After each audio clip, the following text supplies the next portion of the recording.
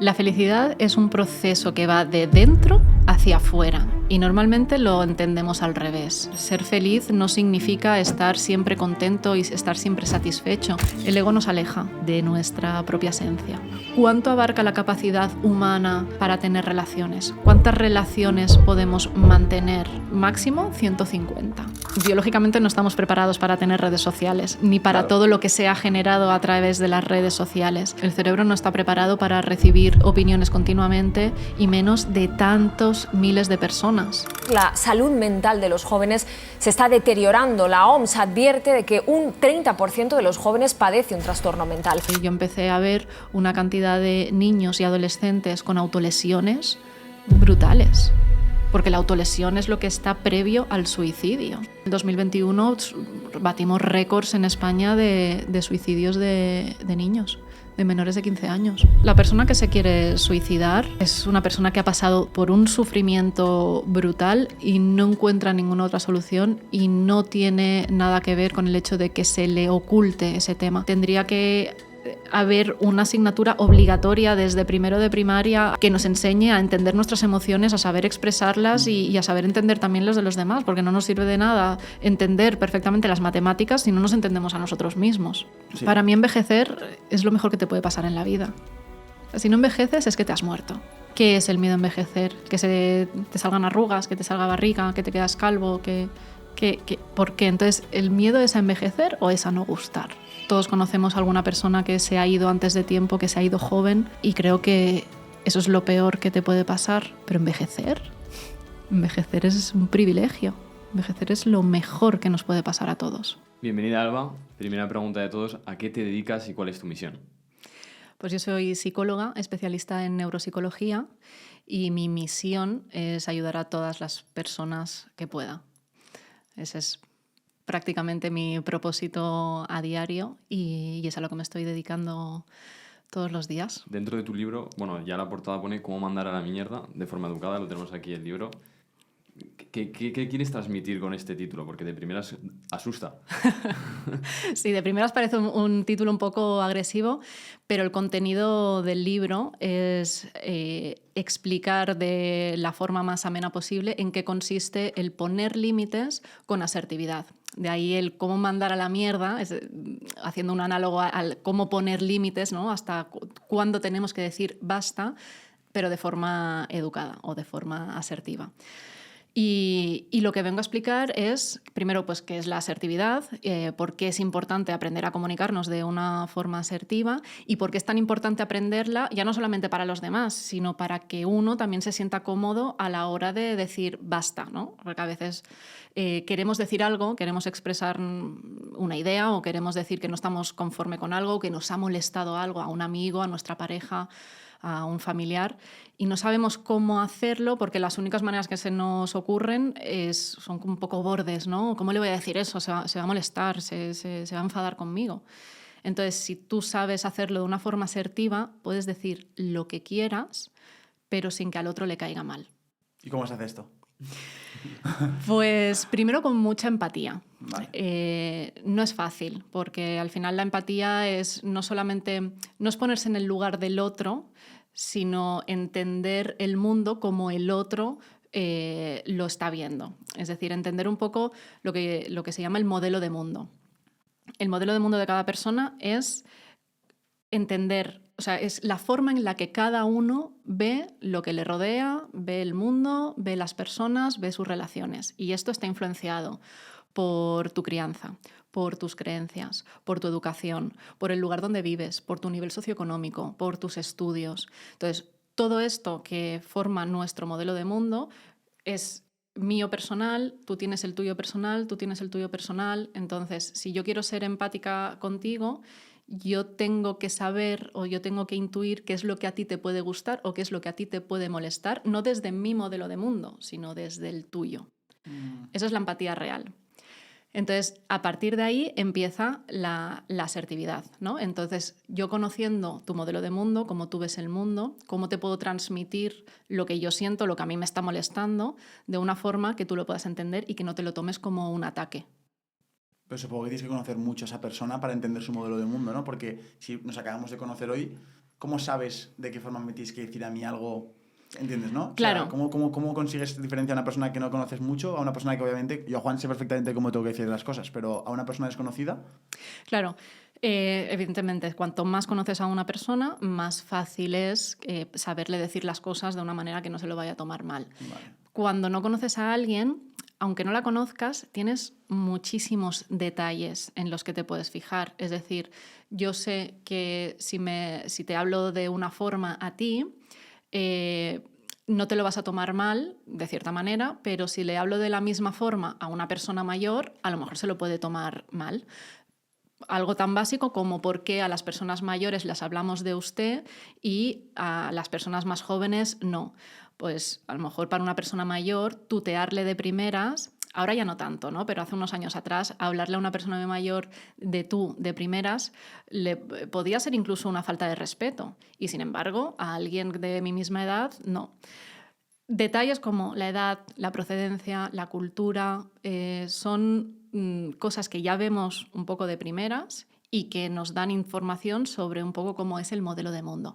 A partir de ahí, evidentemente, cada persona también es como es, pero tenemos muchísimas señales de cómo una persona puede ser un poco su modelo de mundo. Es muy interesante porque yo lo que sí que me he dado cuenta, y lo hablo muchas veces con Sergio, es el montón de conversaciones incómodas que tienes es la calidad de las relaciones, porque muchas veces no nos atrevemos a sacar ese tipo de conversación incómoda con tu pareja o con tu amigo de, oye, me ha molestado esto, vamos a trabajarlo, y se aglutina toda una bola que acaba en una discusión, en la separación. Exacto. Entonces, ¿cómo puede influir estas conversaciones incómodas en la relación?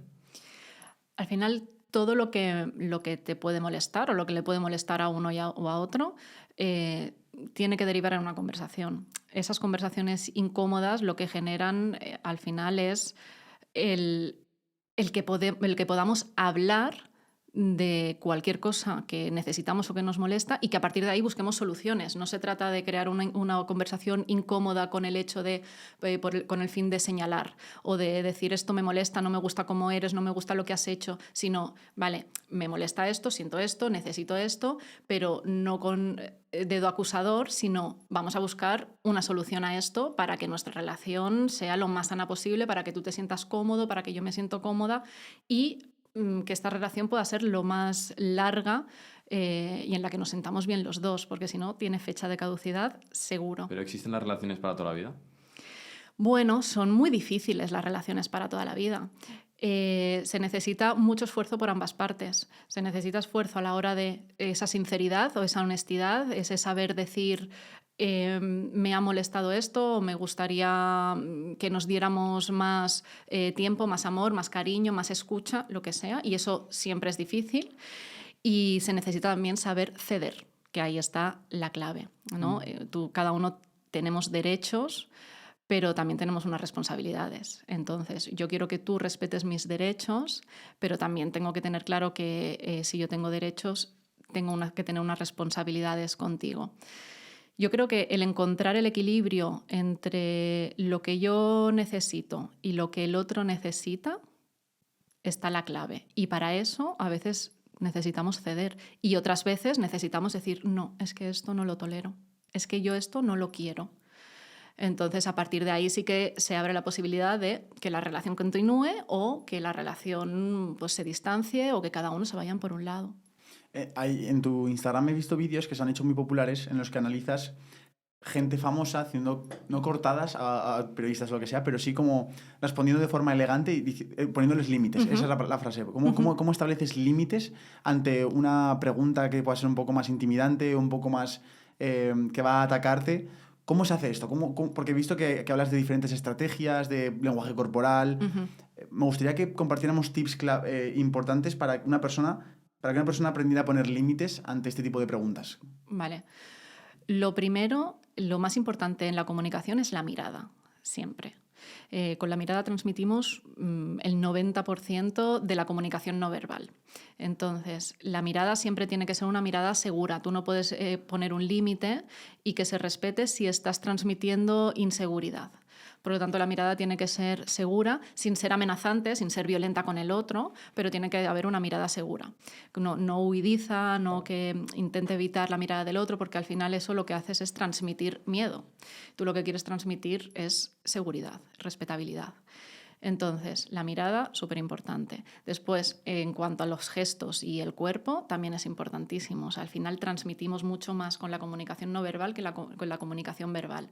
A la hora de poner un límite, incluso se puede poner sin decir ni una palabra. O sea, una mirada, con una mirada puedes decir, no vayas por ahí, esto no me ha gustado o esto no te lo voy a contestar, ¿no? Sin utilizar ni una palabra. Pero si además le pones la comunicación o el lenguaje, la comunicación verbal, ahí sí que es mucha transparencia, mucha claridad y mucha honestidad, intentando siempre ser educado, ¿no? No faltar el respeto al otro, pero no nos tiene que dar vergüenza decir esto no me ha gustado o esto no lo quiero responder o no quiero hablar de esto. Es que estamos en nuestro pleno derecho y eso es algo que se tiene que respetar. ¿Y por qué nos cuesta tanto decir eso? Porque es verdad que así dicho de esta forma, fuera del momento caliente, tiene todo el sentido del mundo, pero luego cuando estás en la situación dices, uy, no quiero hacer sentir mal a otra persona, ¿no? Claro, el problema está en pensar por qué vamos a hacer sentir mal a la otra persona. Claro. O sea, ¿por qué le tiene que sentar mal a la otra persona que yo no quiera hablar de un tema? Si estoy en todo mi derecho, ¿no? Cada uno tenemos el derecho a poder exponer o poder hablar de nuestra vida hasta el punto que queremos. Entonces, cuando tú haces todo un trabajo de preguntarte, de reflexión, de por qué a la otra persona le va a molestar que yo no quiera hablar de algo de mi vida. O sea, nadie me puede obligar a decir algo o a hacer algo, a actuar de una determinada manera. Entonces, cuando tú haces también el trabajo de decir, pues yo tengo derecho a decir no, lo vives de otra forma, ¿no? Lo vives con mucha naturalidad. Igual que vives el no, recibes el no de otra forma también, sin enfadarte, lo respetas y lo entiendes perfectamente, ¿no? Entonces, primero hay que hacer ese trabajo, pero después está la parte de trabajar el miedo a que la otra persona se pueda enfadar. Porque, aunque tú pienses que sí, que tienes derecho a decir no y que la otra persona tiene derecho a decir no, no quita que no te dé miedo que la otra persona se pueda enfadar por ello. Entonces, ese miedo se tiene que también trabajar de alguna manera. Primero, es cierto que si tú le pones un límite a una persona, si esa persona no sabe recibir ese límite, no sabe recibir ese no, pueda decidir alejarse porque no está de acuerdo, porque no quiere afrontar ese no. Entonces, a partir de ahí tú tienes que decidir, yo quiero esta persona en mi vida a pesar de que pueda traspasar mis límites, a pesar de que no respete lo que yo necesito, a pesar de que para mí sea muy incómodo seguir manteniendo o que sea a costa de yo estar cediendo siempre, haciéndole favores, diciéndole que sí a todo, por miedo a que se enfade. Pues ahí tienes tú que valorar. Y ahí entra muy en juego cuánto tú te valoras y tu autoestima. Si tú no tienes autoestima, si tú no te valoras, vas a permitirlo todo. Por eso el poner límites está muy relacionado a tu dignidad, a qué valor le das a tu dignidad o a qué valor te das a ti como persona, porque eso lo define a qué dices sí, qué es lo que permites, y a qué dices no, que dices yo esto no lo quiero en mi vida. Has hablado de autoestima, también de la autoconfianza que puedes transmitir con la mirada. Pero claro, eso a una persona que nos está viendo sí que le interesa, pero le gustaría saber cómo puede trabajar el que salga, por ejemplo, mañana en clase a dar una charla o que mañana tenga una entrevista de trabajo y pueda reflejarlo. ¿Cómo se puede hacer eso? Claro, no es un trabajo de un día para otro. Esto es un trabajo que lleva tiempo. Hay estrategias, hay muchísimas estrategias y, de hecho, las herramientas que utilizamos los terapeutas para trabajar con el autoestima de las personas lleva un tiempo. Pero cada terapeuta o en cada proceso terapéutico, aparte de las herramientas que pueda utilizar, es muy importante que también se entienda cómo funciona a nivel cerebral, que una de mis especializaciones es la neuropsicología. Y para mí entender cómo funciona el cerebro a nivel neurológico me permite contribuir con mucha más información a la hora de llevar un proceso terapéutico. Entonces, por ejemplo, tanto el miedo como el autoestima están completamente relacionados con el hipocampo, que es una de las estructuras que está más relacionadas con el control del miedo, y con la amígdala. Entonces, si tú sabes de qué manera estimular el hipocampo y la amígdala, puedes contribuir puedes hacer que la persona que quiere superar esos miedos lo haga mucho mejor, no únicamente basándote en las herramientas terapéuticas, sino haciendo otro tipo de estrategias que influyen a nivel de neurotransmisores y a nivel químico en el cerebro y que permite que esa amígdala se desinflame, porque cuando tenemos miedo la amígdala se inflama. Entonces, ¿cómo desinflamar esa amígdala? ¿Cómo hacer que el hipocampo segregue más dopamina, que es el neurotransmisor que nos da la sensación de seguridad y de estar seguros con nosotros mismos? Y eso influye en nuestra corteza prefrontal, ¿no? Que es la parte que tenemos, la parte más frontal del cerebro, y es la que toma decisiones. Entonces, si eso no se trabaja a nivel neurológico, y no estoy hablando de químicos o de psicofármacos, sino que hay actividades que podemos hacer en nuestro día a día, como es la meditación, como es el ejercicio, que modifica las estructuras relacionadas con el miedo, y directamente eso influye a cómo nosotros tomamos decisiones. Entonces, trabajar eso desde la terapia, gracias a la información de la neurociencia, y además con las herramientas terapéuticas, lo que haces es un trabajo completo para que la persona vaya perdiendo el miedo y además, vaya perdiendo miedo gracias a liberar unos tipos diferentes de neurotransmisores, y además trabajando en cuanto a las creencias sobre él mismo, qué es cómo es su autoconcepto, cómo se percibe él, y luego conductualmente, es decir, poco a poco también ir haciendo cosas diferentes. Es decir, neuropsicología, la conducta y la cognición. Hay un típico dicho dentro del desarrollo personal de los gurús que hablan sobre cree en ti mismo y sobre todo hablan del tema de las afirmaciones. Hablan de que si te gritas al espejo que eres capaz y que puedes, que literalmente tu confianza aumenta. Aunque yo en mi vida lo que he visto que es que cuando más he aumentado mi confianza es cuando me he demostrado con acciones reales, cuando he tenido esa evidencia, ¿no?, real de que he podido hacer algo y he sido capaz. Claro. ¿Hasta qué punto eso de gritarte en el espejo que puedes funciona? Claro. El lenguaje que tú utilizas contigo mismo es súper importante. Es decir, si tú utilizas un lenguaje negativo, te llenas de glutamato y de cortisol. Y eso genera muerte neuronal, bloqueo, y reduce el sistema inmunológico, ¿vale? Una serie de afectaciones a nivel de salud más general. Y se ha visto que cuando nos hablamos en positivo, lo que hacemos es liberar serotonina, liberar dopamina, pero además se fomenta la neurogénesis, es decir, que se crean nuevas neuronas, se crean nuevas espinas dendríticas, que son la parte de la neurona que se encarga de hacer conexiones con otras. Es decir, al aumentar el número de espinas dendríticas, haces que tus conexiones neuronales sean más fuertes, y además se estimula el hipocampo, lo que hablábamos antes, ¿no?, para reducir el miedo, y se activa también la corteza prefrontal, con lo cual tomamos mejores decisiones. Solamente con cambiar el lenguaje que utilizamos con nosotros mismos, ¿no?, un lenguaje más positivo. Ahora bien, este lenguaje no puede ser no creíble para ti mismo. Si tú te miras al espejo y te dices soy la más guapa del mundo y soy la más fuerte y soy capaz de todo, pero no tienes ningún hecho en el que apoyarte, por mucho que tú te lo digas, son palabras vacías. Entonces, no se trata de decirte autoafirmaciones imposibles o muy idílicas, sino de que encuentres el mensaje positivo, realista, que te ayuda a motivarte, a seguir adelante, a creer en ti, a confiar en tus capacidades, pero más desde una perspectiva, estas son mis habilidades o estas son mis virtudes, y puedo ir avanzando a conseguir lo que quiero poco a poco, pero venga, voy avanzando, más que decir yo puedo con todo, yo me como el mundo, porque al final esto realmente es difícil, y al final lo que te va a llevar va a ser más a frustración en el momento en que tengas un bache y digas, ostras, pues no he podido con todo.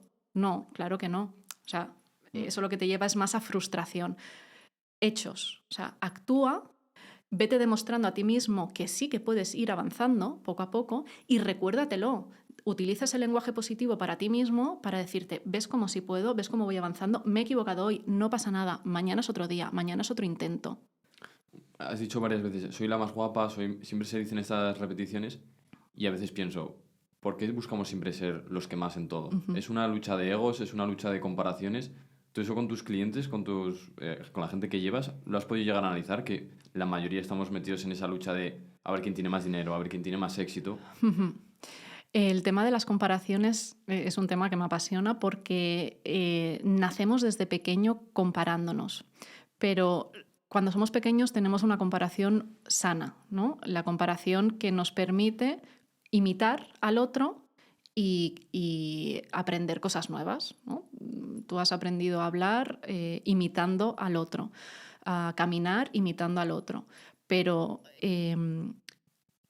para esa imitación has tenido que compararte, aunque no sea a nivel consciente, porque los bebés no lo hacen a nivel consciente, pero hay un mecanismo ahí de comparación. Ostras, ese está haciendo eso, yo también lo quiero hacer, ¿no? Y entonces lo hago a través de esa comparación o de esa imitación.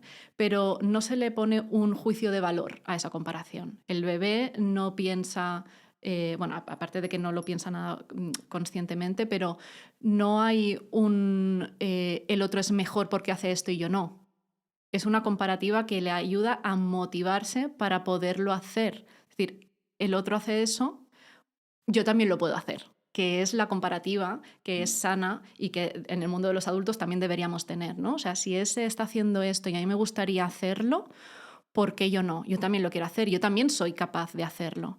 Pero sin la comparación lo que hacemos es, esa persona hace esto o es así y yo no, y eso me frustra porque al final el mensaje es que esa persona es mejor que yo y yo soy peor.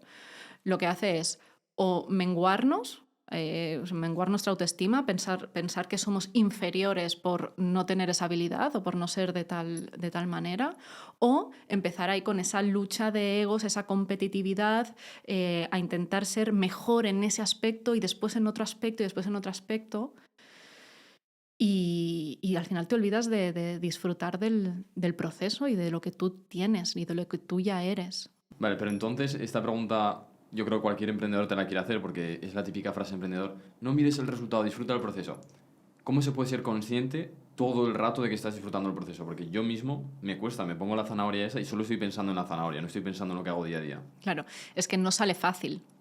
Es un trabajo de conciencia que tienes que hacer cuantas más veces mejor. O sea, si lo puedes hacer a diario, hazlo a diario. Que tu objetivo no es esa zanahoria, ¿no? Sino el ir a pasarlo bien, el ir a disfrutar, el aprender en cada paso del proceso. Pero no sale fácil. A todos nos pasa que vemos el objetivo, que además es lo que también nos motiva, ¿no? El alcanzar esa meta.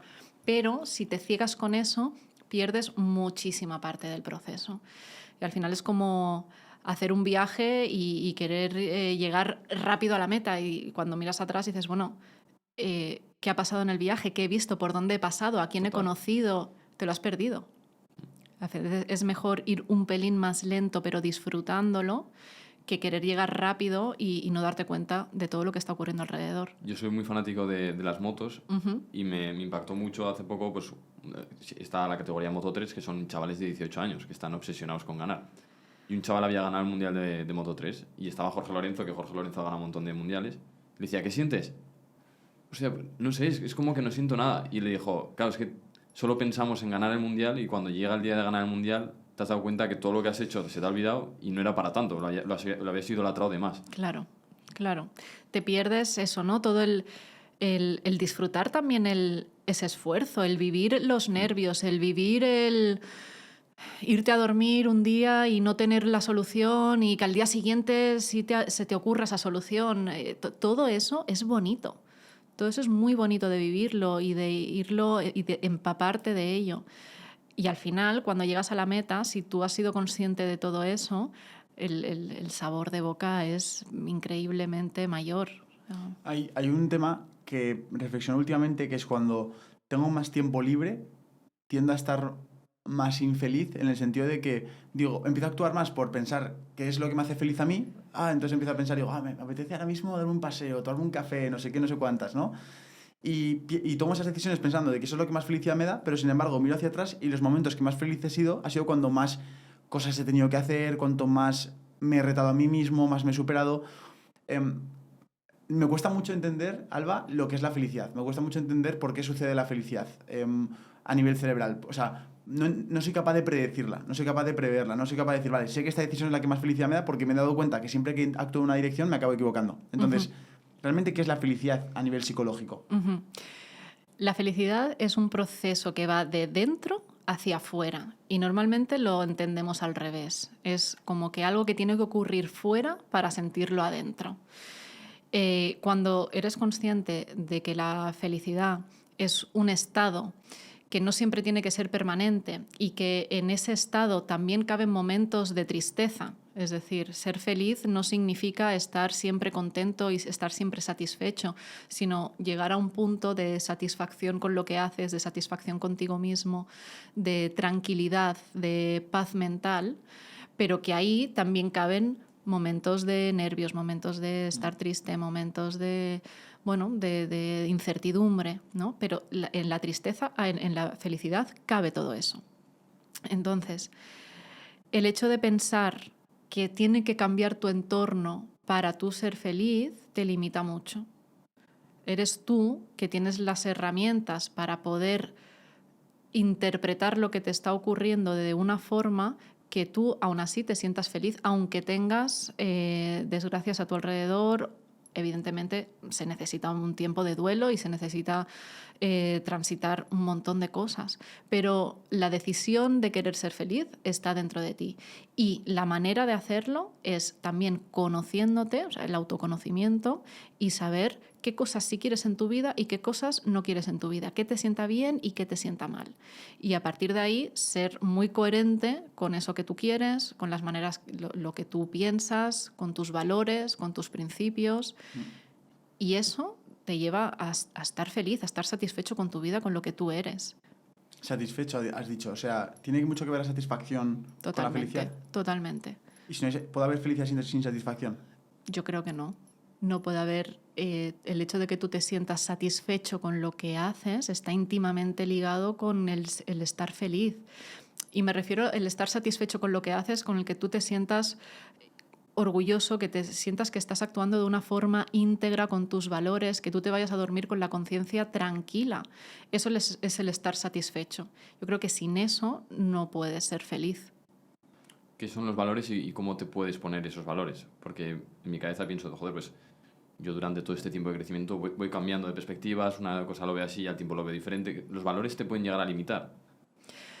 Sí, los valores te pueden llegar a limitar. Por ejemplo, si para ti un valor es la sinceridad, el no mentir, y tienes una empresa y vendes, probablemente ese valor te limite a la hora de hacer según qué ventas, porque es muy fácil vender si mientes. Vas a vender muchísimo más. Ahora bien, ¿cuál va a ser el resultado de eso? Aparte de que el cliente va a estar insatisfecho, eso seguro, porque le has mentido. Pero para ti, si tu valor es la sinceridad y sabes que le has mentido a alguien, probablemente no estés a gusto con lo que estás haciendo. No vas a estar tranquilo, no te vas a sentir satisfecho con cómo estás haciendo las cosas. Entonces, en ese sentido, sí, son valores que te pueden limitar al nivel material, dijéramos, pero te suman mucho más a nivel espiritual. Total, ¿y cómo puedo ponerme los valores? O la gente que esté escuchando, ¿cómo puede saber cuáles son sus valores? Pues es todo un proceso también de autoconocimiento, de reflexión con uno mismo, de tener una conversación contigo y de saber qué es lo que tú, por ejemplo, una pregunta que te puedes hacer es preguntarte qué admiras de las demás personas. O sea, qué admiras concretamente de personas importantes para ti. Y darte cuenta de cuáles son esas virtudes que tiene o esos valores que también tienen, ¿no? Si te gusta las personas que son sinceras, las personas que se muestran tal cual son, la transparencia, la honestidad, pues esos son valores para ti, principios que quieres llevar a cabo. O el esfuerzo, admiras las personas que se esfuerzan a diario, que se levantan todos los días y aunque les cueste, son constantes. Bueno, pues para ti eso también es un valor. Cuando tú consigues comunicar y actuar siempre acorde a tus valores, ahí alcanzas un nivel de plenitud y de satisfacción que tienes la felicidad a esto.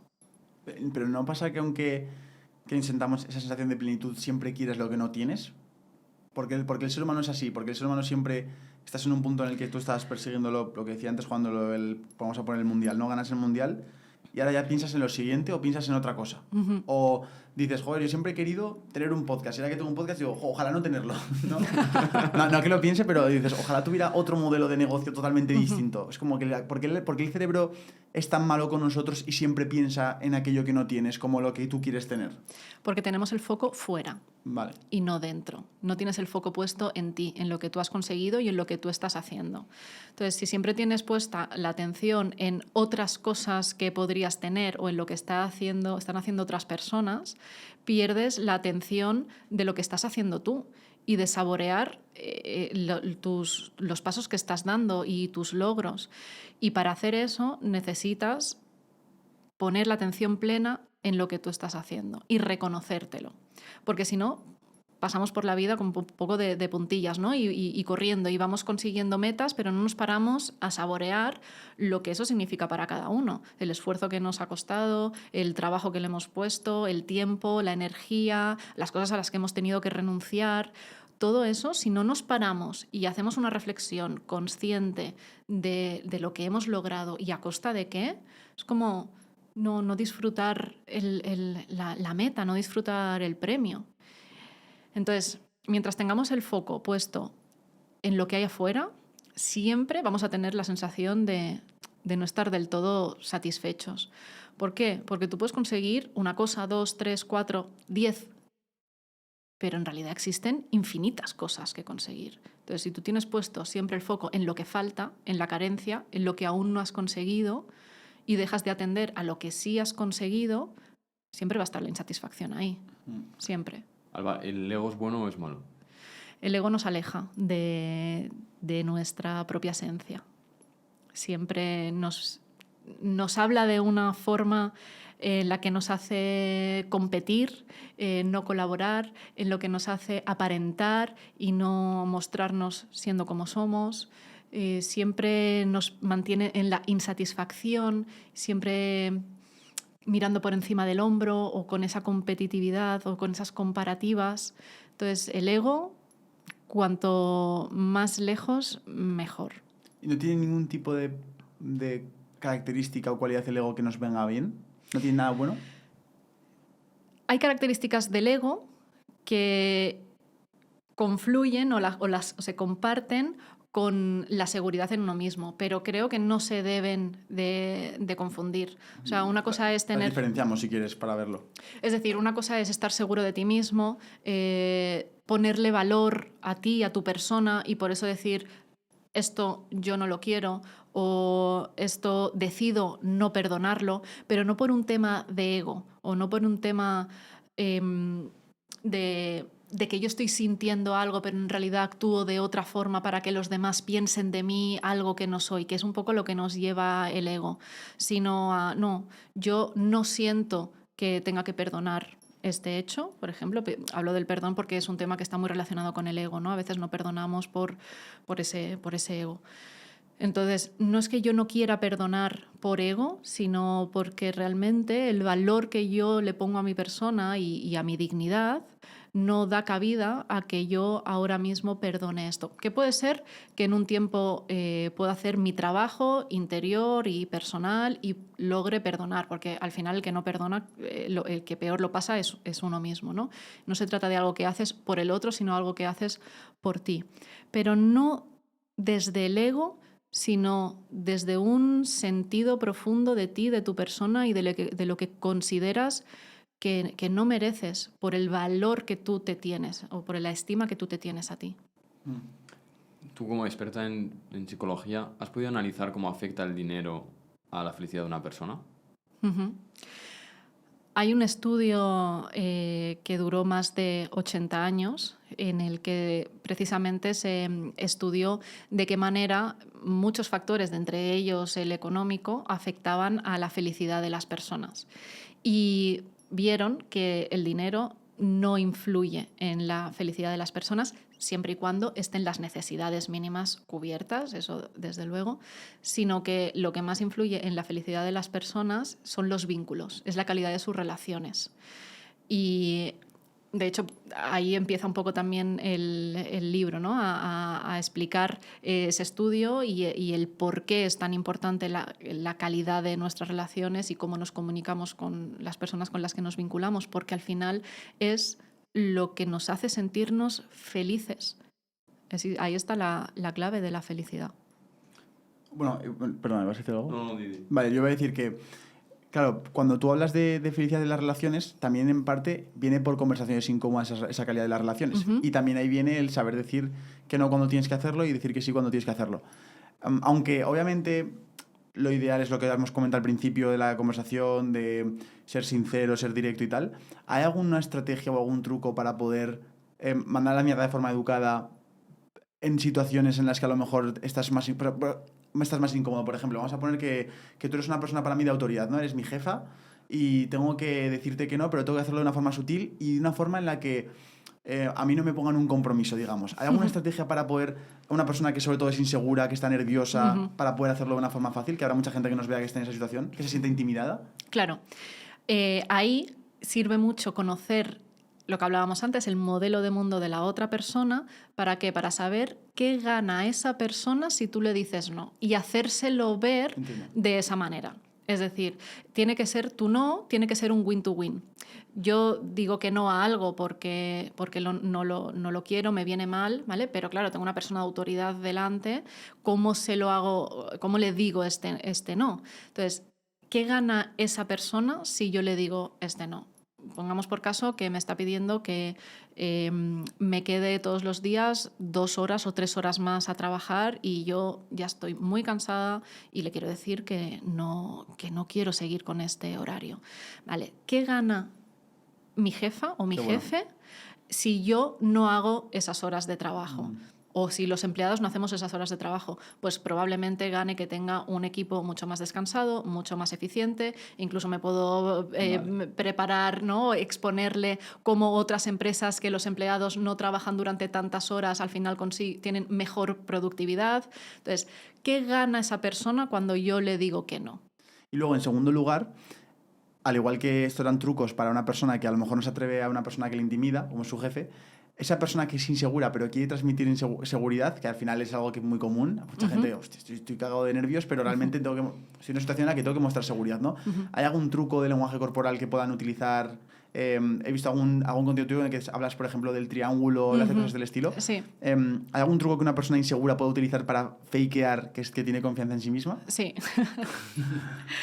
Como tú dices, ¿no? El triángulo, es decir, el espacio que tenemos entre los 2 hombros y el mentón es importante. Entonces, cuanto más abierto esté, sin llegar a levantar mucho la barbilla, porque si no da una sensación de superioridad o de arrogancia, cuanto más abierto esté, más nos estamos exponiendo a la otra persona. Y esto tiene una base muy primitiva, y es que yo cuando hago esto, te estoy mostrando primero mi yugular, ¿vale? O sea, me estoy mostrando completamente a tu merced si tú quisieras atacarme, y también todos mis órganos vitales están también expuestos. Cuando tú te comunicas con todas estas partes al descubierto, estás mostrando confianza en el otro, pero también seguridad en ti mismo, porque ningún ser humano, si no se siente confiado, si no se siente seguro de que en algún momento en el que tú hagas un gesto yo voy a poder defenderme, no te voy a mostrar. Entonces, yo me muestro, te tengo confianza a ti, pero también porque sé que rápidamente puedo reaccionar y defenderme si tú hicieras algún gesto para intentar dañarme. Entonces, esto está en nuestro cerebro primitivo, actúa a nivel totalmente inconsciente, pero es una manera de transmitir esa seguridad. Y luego está la espalda recta. Espalda recta. La espalda recta, o sea, cuando tú vas a transmitir algo, si lo haces así, no vas a causar buena impresión. No vas a transmitir. Es como cambió ahora mismo. Sí. Es como... Entonces, si tú te pones con esta disposición, espalda recta, hombros abiertos en la cabeza derecha, y el tono de voz también es muy importante, un tono de voz ni muy alto ni muy bajo.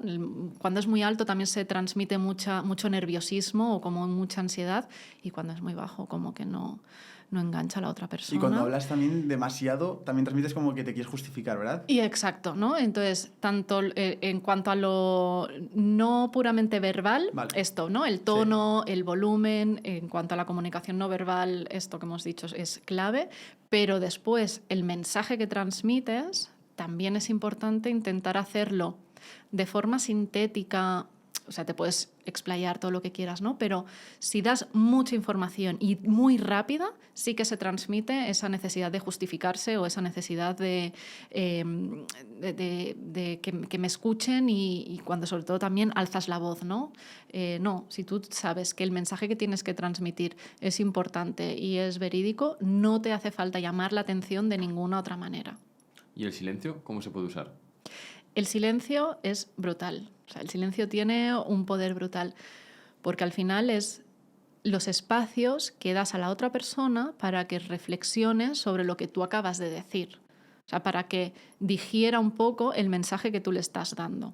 Entonces, cuando tú hablas muy rápido, la otra persona no es que a veces no te entienda porque no tenga la capacidad para entenderte, sino porque tú no estás dando los espacios suficientes para que esa información repose y se entienda bien. Es como cuando lees un libro y paras después de leer algo. ¿Para qué? Para hacer la reflexión, para procesar, ¿no? Pues en las conversaciones es lo mismo. Qué bueno. Ahora me gustaría pasar a otra parte que igual para la gente que no está viendo o creadores de contenido les puede servir. Yo mismo lo estoy sufriendo este año. En diciembre mi cara no sale por ningún sitio y ahora desde enero hasta ahora pues ha ido muy bien el podcast y claro, sufres críticas, sufres las opiniones de los haters. ¿Qué puedes hacer, qué tipo de ejercicios puedes hacer para que estas opiniones no te las lleves a casa, no te las estés dando vueltas, no les des esa importancia que igual no tienen? Lo primero es saber de antemano y aceptar que siempre van a haber personas que no les guste lo que tú hagas. Y eso no es negativo. Al contrario, el hecho de que tú tengas tus ideas firmes significa que las personas que no tengan esas ideas no les va a gustar lo que tú digas. Pero si tú te mantienes firme, ya está. Es que son tus ideales, es que es lo que tú piensas, son tus opiniones. Entonces, el hecho de que hayan personas que no les guste lo que tú haces no es negativo. Es decir, si yo estoy a favor de proteger a los animales y de los derechos de los animales, está claro que hay personas que se dedican a la trata de animales que van a estar en desacuerdo con lo que yo digo. Bueno, sí. ¿Y eso es negativo? Para mí no. Pues bueno, eso es más un roce de opinión, pero en internet, ya lo sabes tú, hay gente que va de huello sin tener nada de compasión por la otra persona. Claro, ahí sí que diría que se alejaran. O sea, que pusieran un poco de distancia, que es sano poner distancia. No recomiendo leer todos los comentarios, no recomiendo ni siquiera entrar al trapo a cuando te están haciendo una crítica muy hiriente. Que yo en eso, por ejemplo, he fallado mucho, sobre todo al principio. Entraba a discutir y entraba a responder comentarios que eran hirientes y no una crítica constructiva, que eso es diferente, ¿no? Pero cuando hay ataques sin ningún tipo de empatía, sin ningún tipo de respeto, te los puedes llegar a llevar a casa. Entonces ahí empecé a poner distancia y a leer menos comentarios. Y si es necesario que alguien que a lo mejor está pasando por un momento muy sensible o siente que eso realmente le afecta, no hay ningún problema con que decidas, hasta que tú te sientas preparado, no leer los comentarios. Pero es que ¿hasta qué punto el cerebro humano está preparado para tanta opinión, no? No es un poco la pregunta claro, que... No está preparado. El cerebro no está preparado para recibir opiniones continuamente y menos de tantos miles de personas. Nosotros estamos preparados para tener como máximo un círculo de 150 personas, 150 vínculos. Si nos ponemos a mirar las redes sociales, cada uno tiene pues muchísimas más. ¿Qué significa vínculo? Una relación. ¿no? ¿La relación tiene que ser una conversación o puede ser simplemente que yo te sigo en Instagram, veo tu vida y ya me estoy enterando? Claro, o sea, biológicamente no estamos preparados para tener redes sociales, ni para Claro. todo lo que se ha generado a través de las redes sociales. Estamos preparados, somos animales sociales, somos animales gregarios, entonces sí estamos preparados para mantener relaciones, porque de hecho la soledad es algo que mata directamente. Pero el hecho de necesitar relaciones no significa que cuantas más, mejor. Hay un punto óptimo, ¿no? Vale. Entonces, en cuanto a el número de relaciones que podemos mantener y más o menos bien sanas, que en los que puedas entregarles unos cuidados, porque también si tienes una relación y no la cuidas, no la escuchas nunca, nunca contestas un mensaje, nunca te quedas con esa persona para tomar un café. Entonces, ¿cuánto abarca la capacidad humana para tener relaciones? ¿Cuántas relaciones podemos mantener? Máximo 150.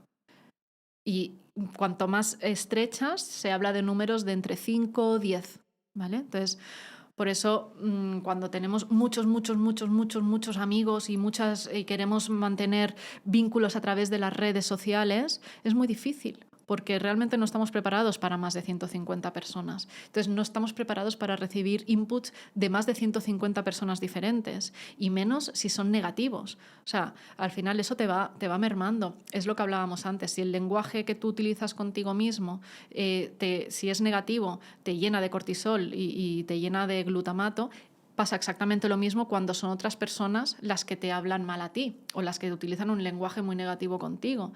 Y al final eso lo que hace es irte menguando tu autoestima, tu seguridad en ti mismo, dudas de lo que estás haciendo, dudas de de tus ideas, de lo que piensas, de tus opiniones. Entonces, no se trata de no escuchar nunca las críticas son buenas. Las críticas te hacen crecer y te hacen avanzar y te hacen mejorar, pero siempre y cuando sean críticas constructivas y vengan de personas que también entiendan de lo que tú estás haciendo. No se vale que venga alguien que no sabe de nada en absoluto de hacer podcast y venga aquí y se ponga a criticar y sin ningún tipo de experiencia. Entonces, yo creo que estamos en un momento en el que hablábamos antes de grabar que se está disparando un poco la necesidad de una educación de salud mental. ajá. Y yo creo que hay varios ingredientes ahí. En la cacerola entra las redes sociales principalmente, que ya venían arrastrando un peligro, que justo yo creo que eso ha explotado con lo que pasó en 2020, de todo el tema del confinamiento y todo esto. Tú como psicóloga has podido ver literalmente antes y después de ese momento. ¿Qué ha pasado en la sociedad? ¿Qué ha pasado a nivel de salud mental en la sociedad con este problema? Lo que ha ocurrido es que ha exagerado aún más los rasgos que ya estaban ahí latentes, Claro. ¿no? Entonces, una persona que tenía ciertos rasgos obsesivos a raíz de la pandemia y del confinamiento, lo que hizo es volverse completamente obsesiva. Una persona que tenía rasgos un poco depresivos o que tenía una tendencia a estar más triste, a estar un poco más pesimista, lo que hizo la pandemia fue llevarla a una completa depresión. Los rasgos más ansiosos, lo mismo. Entonces, todo se exageró, se llevó como a los extremos, ¿no? Y eso fue lo que hizo que hubiese una demanda de salud mental y de terapia psicológica brutal. Y más en gente más joven. Y principalmente, ¿cuál era el problema que veías tú en consulta? ¿Cuál era el principal caso que pasaba? Mucha ansiedad, muchos rasgos depresivos y muchos trastornos de conducta. Muchísimo. Entonces, y dentro de ahí, claro, diferentes grados, ¿no? Yo empecé a ver una cantidad de niños y adolescentes con autolesiones brutales, porque la autolesión es lo que está previo al suicidio. Ostras. Madre mía. Y en niños, o sea, de hecho en el 2021 batimos récords en España de suicidios de niños, de menores de 15 años. Fue una barbaridad. ¿Tú crees que está bien hecho el que se oculte tanto el tema de los suicidios? ¿Ayuda o perjudicaría más si lo dieran a la luz lo que está pasando? Está demostradísimo que hablar de lo que ocurre ayuda a mentalizar y a concienciar a las personas del suicidio y reduce los casos. Es que creando un tema tabú de algo tan importante no llegamos a ningún buen puerto. Entonces, ¿por qué se oculta? ¿Qué quieren buscar ocultándolo? Porque siempre ha existido el miedo de que al hablar de ello la gente se anime más a hacerlo. O sea, las personas que lo están pasando mal pues tengan más presente de que eso es una solución. La persona que se quiere suicidar es una persona que ha pasado por un sufrimiento brutal y no encuentra ninguna otra solución y no tiene nada que ver con el hecho de que se le oculte ese tema. Al contrario, le puede hacer ver que hay otras personas que han estado en la misma situación y que hay personas con las que puede hablar sobre me pasa esto, porque ya no es un tema tabú. Pero si lo mantienes tabú, la persona que está teniendo ideas suicidas se siente muy sola, se siente muy aislada, no sabe que eso lo puede hablar con nadie porque es un tema tabú. Entonces, ¿cuál es el paso a paso para salir de ahí? ¿Estás en ese punto tan bajo? ¿Cuál sería el paso a paso para ir poco a poco ir remontando? Lo primero, pedir ayuda profesional. Eso lo primero. Y que esa ayuda profesional no vaya dirigida solamente a la persona, sino también a sus familiares o a su entorno más cercano, para que también sepan cómo actuar y cómo comportarse con esa persona o qué cosas le pueden decir, porque al final las personas que están a tu alrededor son los que hacen de mi coterapeuta, ¿no? O sea, yo soy la terapeuta, pero yo veo a la persona una vez a la semana o a veces 2 veces a la semana, pero quien está 24/7 con esa persona es su entorno más cercano. Entonces, esas personas se tienen que convertir en profesionales también, ¿no? Tienen que saber un poco qué, por lo menos qué no hacer, qué le puede perjudicar más a esa persona. Y aparte que también necesitan, un padre o una madre que tiene un hijo con ideas suicidas lo está pasando también muy mal, entonces también necesitan ese apoyo. Pero lo primero es buscar ayuda profesional, poder hablar de ello. A partir de ahí, ir creando con el terapeuta posibles soluciones, posibles tratamientos, cambiar ciertas cosas que le están ocurriendo en ese momento en su vida y que siguen manteniendo el problema y la persona no lo sabe porque no lo sabe analizar, pero esto con un terapeuta sí se sabe analizar qué es lo que está manteniendo el problema. Entonces, poco a poco se va haciendo una limpieza de los factores que están sosteniendo ese problema y poco a poco también trabajando en cuáles son esas creencias, cuáles son esos pensamientos, valorar la opción de los psicofármacos, porque sí que están adecuados para ese contexto, en esas situaciones, y hacer ese trabajo, siempre con una ayuda profesional. Luego, aparte, en los colegios. Necesitamos educación de educación emocional, de salud mental en los colegios. O sea, eso no entiendo por qué no se está llevando a cabo ya desde que empezamos a batir récords año tras año en suicidios y cada vez más casos de depresión y cada vez más casos de trastornos de la conducta alimentaria. O sea, tendría que haber una asignatura obligatoria desde primero de primaria hasta que salimos del colegio, que nos enseñe a entender nuestras emociones, a saber expresarlas y a saber entender también las de los demás, porque no nos sirve de nada entender perfectamente las matemáticas si no nos entendemos a nosotros mismos. Y más aún cuando eres un adolescente, que eres un nido de emociones que no son racionales. Una montaña rusa. Total. Y luego, por otra parte, un plan estatal para el suicidio. Es que eso no lo hay, no se lleva a la política este tema y es importantísimo. Tú, Alba, te has pegado mucho tiempo viajando por el mundo, ¿verdad? Uh-huh. Entonces, quería hablar de lo que es el entorno. Mucha gente dice que los gurús del pensamiento positivo o cosas así, que muchas depresiones o estados depresivos, cambiando el entorno, podrías cambiar ese estado en el que estás. ¿Crees que es cierto? ¿Crees que el entorno influye tanto a una persona? El entorno influye. De ahí la importancia de que tú tomes las decisiones para buscar el entorno que sea más sano para ti. En entorno hablo de, sobre todo, relaciones. No hablo tanto del entorno. Por ejemplo, en Latinoamérica hay una diferencia brutal entre barrios de clase alta y barrios más populares, ¿no? Hay personas que no pueden salir de ese entorno porque hay un límite económico que es real, que existe y que te perjudica en ese sentido. Pero sí puedes decidir con qué personas te relacionas. Y eso sí que tiene una influencia brutal. Mucho más el hecho de si vives en un barrio más humilde o en un barrio más rico. Es las relaciones que tú formas a tu alrededor. Eso tiene un efecto impepinable. ¿Es verdad que eres la suma de las 5 personas con las que más tiempo pasas? No sé si es tan así, no he encontrado estudios que lo digan tan así, pero en mi experiencia profesional lo avalo 100%. Entonces, una persona, por ejemplo, un chaval de nuestra edad, que no tiene nada que le ate a su casa, pero sí que se nota estancado, que está entrando en bucle, que sus relaciones no le aportan, ¿le recomendarías que, por ejemplo, se fuera de viaje 6 meses a probar? Yo siempre recomiendo el hecho de salir de viaje, en solitario y con la mente abierta. Es decir, si tú te vas de viaje y sigues haciendo lo mismo o te vas con un grupo de amigos, por lo menos el viaje espiritual o el viaje de crecimiento personal no lo vas a hacer de la misma manera. El hecho de irte fuera del lugar donde tú vives es salir de tu zona de confort completamente. Ahí ya tu mente pega un giro brutal.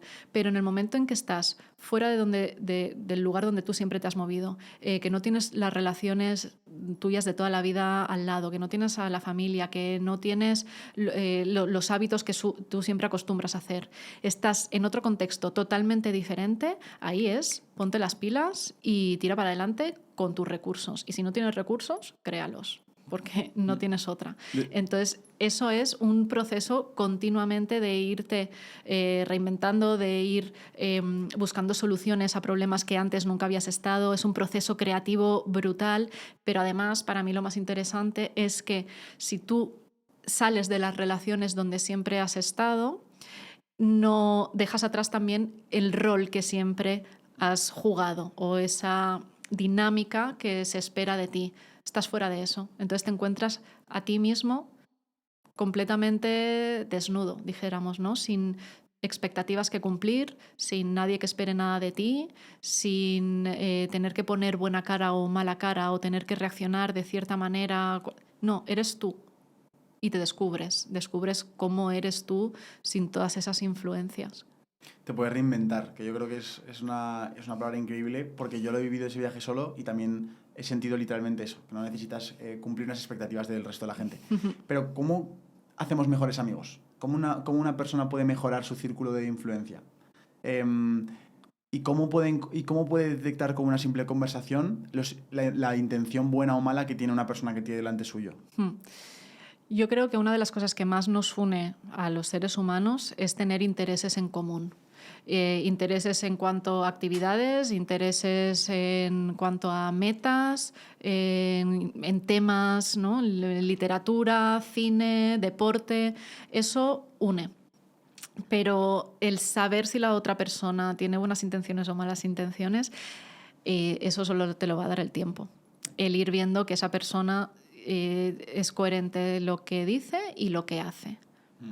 Y luego, ¿recomendarías hacer otro tipo de formato de plan social al que se acostumbra en España, que es vamos de fiesta, vamos a comer o a cenar? Siempre son planes relacionados con la gastronomía o con el ocio de nocturno. O sea, yo no veo aquí una cultura como, por ejemplo, sí que puedo ver en algunos sitios de Estados Unidos de vamos a quedar a hacer figuras de barro, vamos a quedar a hacer, yo qué sé, una actividad que sea súper extraña, ¿no? ¿Recomiendas que haya otro tipo de actividades? ¿Qué tipo de actividades recomendarías para construir amistades o relaciones sanas? Claro, yo recomendaría que cualquier persona que tuviera una idea de este tipo, que se lo comunicara a sus amigos. Porque hay personas que piensan, oye, pues me gustaría hacer barro, pero ¿cómo voy a decir de hacer barro a mis amigos? Van a pensar que soy un friki. A lo mejor es una idea brillante. A lo mejor es una idea brillante que le gusta a algunos de tus amigos y de ahí se crea una dinámica diferente a la hora de quedar, ¿no? Y ya no es solamente vamos a cenar, vamos a comer o vamos de fiesta.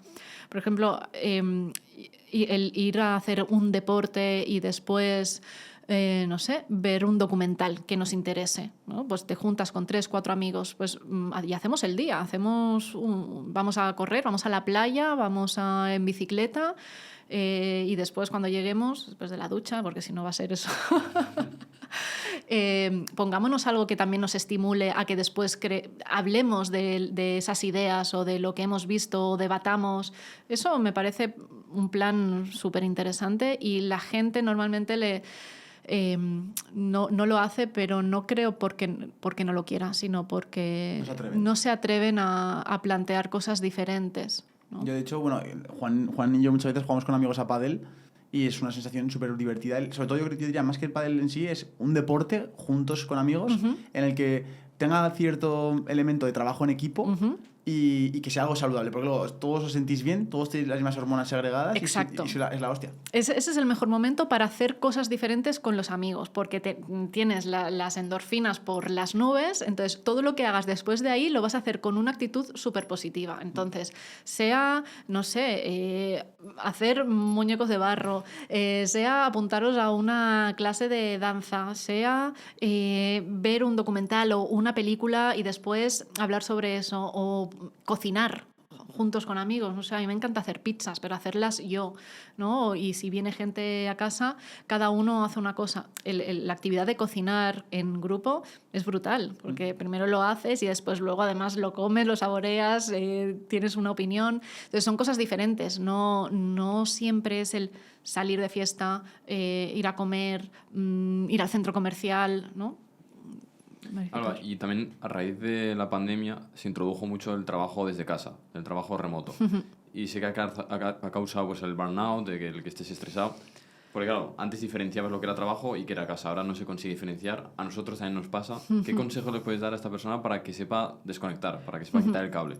Tener rutinas que sean similares a cuando antes trabajábamos fuera de casa. Es decir, tú antes te levantabas, te vestías, desayunabas, te ibas, te cogías el coche, el metro, lo que sea, y llegabas a tu lugar de trabajo. Claro, ahora tu lugar de trabajo es casa. Claro.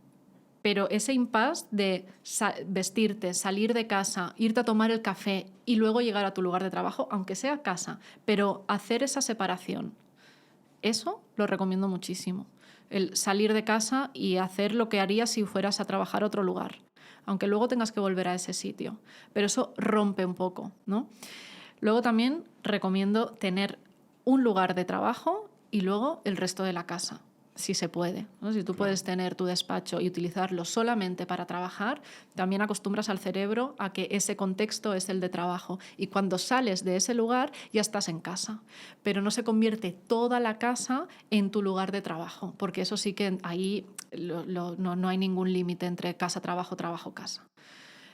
Y luego, cuando terminas de trabajar, lo mismo. O sea, salir de casa, ir a tomar un café o irte al gimnasio, socializar con otras personas, o sea, ver a otras personas, porque pasarte todo el día trabajando en casa solo es agobiante, ¿no? Lo siguiente, lo aguantas un día, lo aguantas dos, al tercero te pasa algo y si no detectas jolín, que necesitas el contacto humano, pues ahí puedes entrar en un bucle un poco feo de estar desmotivado, de que no te apetezca. Entonces, es importante hacer como estos espacios, ¿no?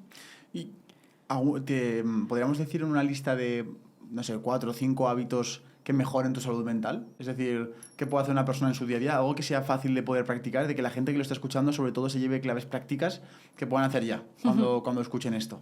¿Qué pueden hacer en su día a día para mejorar su salud mental? Las dos primeras las hemos escuchado a diestro y siniestro y a la gente le cuesta llevarlo a cabo, pero es que es imprescindible. Y yo creo que sin eso es muy difícil tener salud mental. La primera es el deporte.